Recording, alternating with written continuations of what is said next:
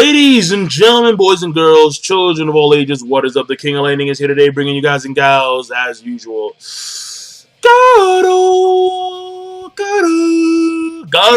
the animation, episode 10. I am on board. I am up to date. I'm up to date. Episode 10 review. This is GARO the animation, or also known as GARO Honoo no Kokuin. Now, I actually think, I'm not too sure, I haven't confirmed it myself, but I do believe that you can actually watch these episodes on the Funimation website. I'm not too sure, but I think you can. So, if you don't want to go about a illegal means of viewing the episode, then you can go on their site and they'll have it. Again, that option is available to you. So, you do you. I'm just saying. You do you. If you want to go and watch on Funimation, you can. If you don't, if you have another means of watching it, then by all means, use your means. So, this episode, the first half was a big what the fuck. And honestly, like, you can see why Mendoza is doing what he does. It does to a certain degree. Not completely. But it does to a certain degree justify his actions.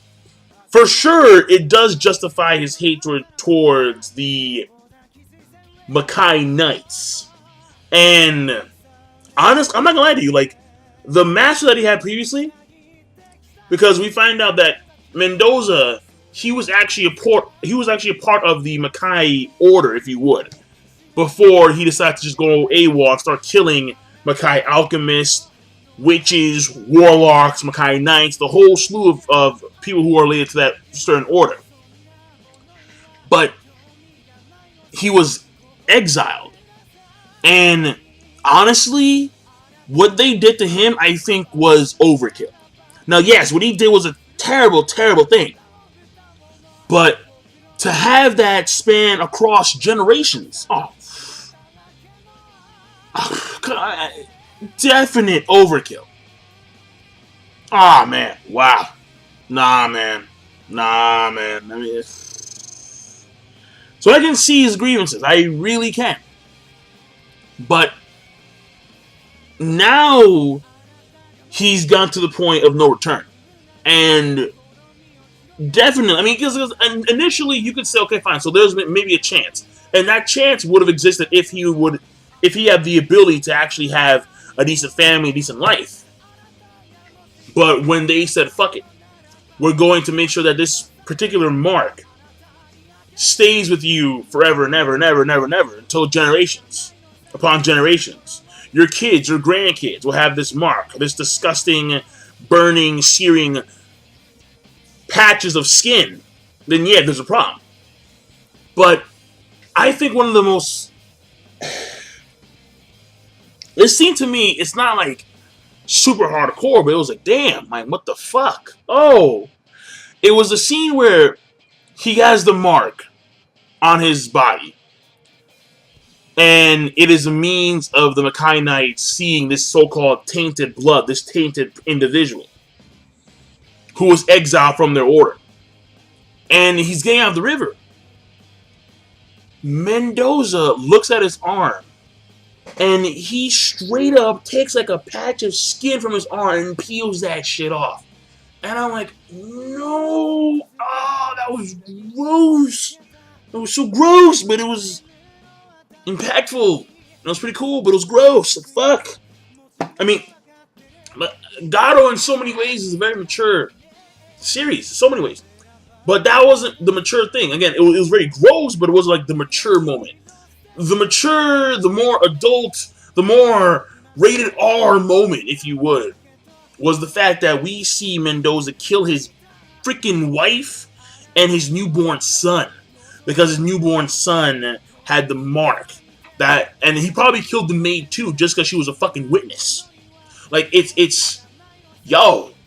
Like, he was doing A-okay, he was serving the king, and granted, he used horrors once in a while. I mean, keep that in mind. He didn't use horrors, like, abundantly. It was like once in a while, he controlled horrors to sway the tides of war in their favor. Okay, fine. But it was when he saw his son, or his, whatever, son, daughter, whatever, his newborn child, covered in the burn marks.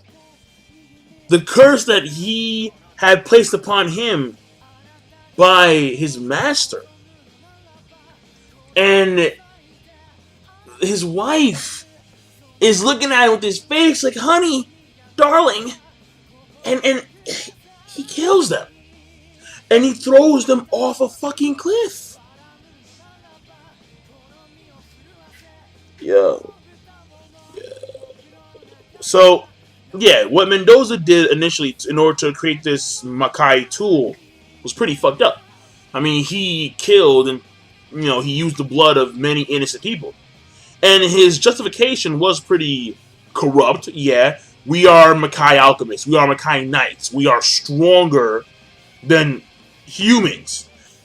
They should be, regular folks should be grateful to be used as sacrifices for our purposes. And it was a pretty messed up way of looking at things. But for me, I think that the punishment should be done upon the individual who acts it out. Not their sons, not their daughters, nor should it span generations upon generations. I mean, in essence, the newborn child that Mendoza had with his wife was innocent. I mean, in general, she was too. So they were just unfortunate to fall in love with Mendoza, or not fall in love, but they were unfortunate to be paired up with Mendoza. So again, like, to me, it's kind of like it's messed up because someone who is, I mean, you can't get any more innocent than a freaking newborn. You really can't. And the fact that the newborn is simply condemned because it shares the blood of Mendoza, I think it's not cool, to say the least. So I can see the reasons why they did what they did, but now I can see why he did what he did, and why he's doing what he's doing. So the next thing is, after the impactful, the hardcore first half, things line up a little bit because you have, in essence, like a meeting between all the Makai, well, as far as you know, the Kermakai Knights, excluding Bernardo. And before the episode the episode starts off with pretty much, and this will be very, very cool, Alfonso paying homage to Raphael, using his sword from now on instead of his training sword, which I thought was actually very cool, and it shows the growth.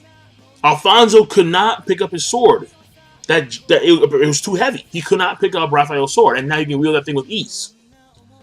So it really does show that his training has paid off. His will, his ambitions to protect those he loves, to save his mom, and to mainly save the country.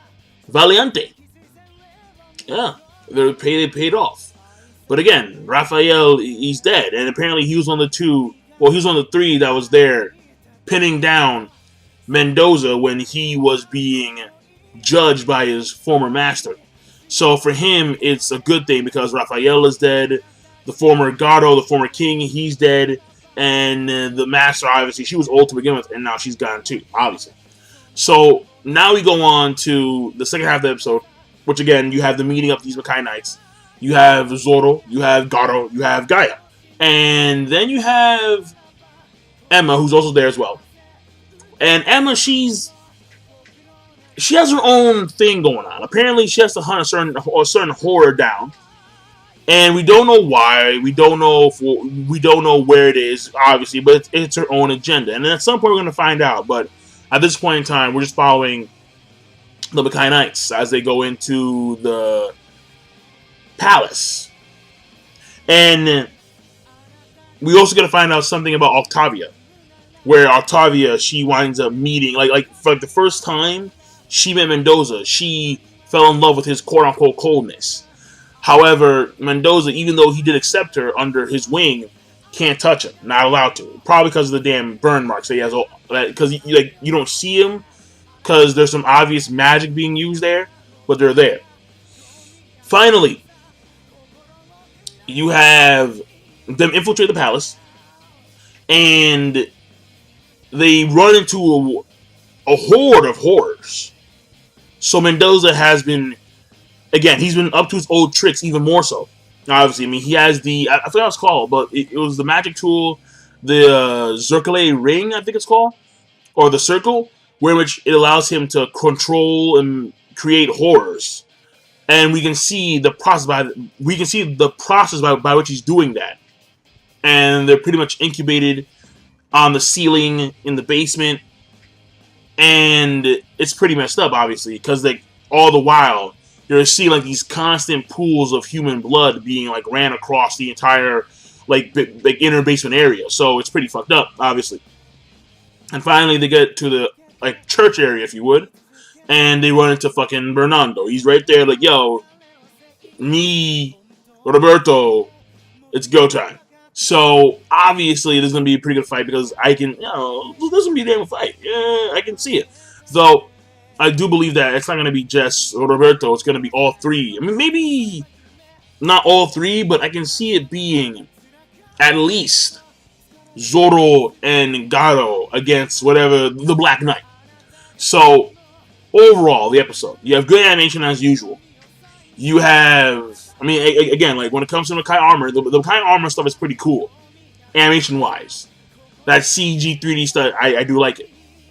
But the regular animation, it has a very comforting graininess to it that I like. It's very odd. It's not sharp. It's grainy. But it's dynamic. And I do like that on a regular basis. So I will give it that. And obviously, I do like finding out about Mendoza and why he's doing what he's doing. It doesn't justify him completely, but it is to some degree a legitimate reason. And honestly, it's pretty hardcore. It's very hardcore, actually. And I have my issues with what the Makai Order did, but I can see why they damn did it. And now he's not a full-blown justifiable villain, but you can see that there may have been other options for him if not for the action that they have taken. He may have been redeemable had not they had decided to curse him and his entire generation, if you would. His kids and his grandkids, anyone who he had children with, they would have been cursed with this particular mark. So, it's fucked up. But at the end of the day, we can debate all we want to about whether or not it was justified or not. It is what it is. So overall, the episode, I'm going to give a rating of a great plus, and I will see you guys and gals later. So character-wise, again, that's very important for Mendoza's character. So King Lightning, rate the video, comment, subscribe, peace, have a nice damn day.